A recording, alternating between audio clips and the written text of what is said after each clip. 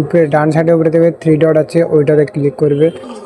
ওইটাতে ক্লিক করার পর তারপর দেখবেন হালকা উপরে দিয়ে স্ক্রল করলে নিচে দেখবে সেটিং অ্যান্ড প্রাইভেসি লেখা আছে, ওইটাতে যাবে। ওটাতে যাওয়ার পরে নিচে দেখাবে সেটিং বলে, দেখো সেটিং বলে এই সেটিং অপশানটাতে ক্লিক করো।